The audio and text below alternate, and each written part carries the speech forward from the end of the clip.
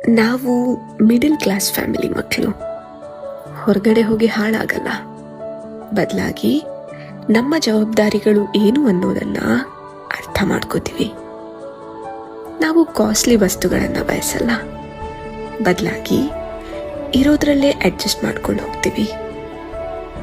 ನಾವು ಅಪ್ಪನ ಹತ್ರ ಹೋಗಿ ನಮ್ಮ ಮನಸ್ಸಲ್ಲಿರೋದನ್ನು ಹೇಳ್ಕೊಳಲ್ಲ, ಬದಲಾಗಿ ಅವ್ರ ಜೊತೆ ಕೂತು ಅವ್ರ ಪ್ರಾಬ್ಲಮ್ಸ್ನ ಕೇಳ್ತೀವಿ.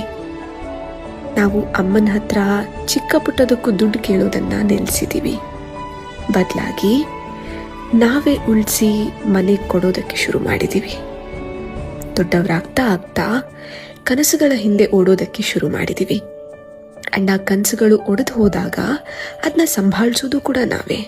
ಆ್ಯಂಡ್ ಇವಾಗ ಮತ್ತೆ ಆ ಕನಸುಗಳನ್ನು ಪೂರ್ತಿ ಮಾಡೋದಕ್ಕೆ ದಾರಿಗಳನ್ನು ಹುಡುಕ್ತಾ ಇದ್ದೀವಿ.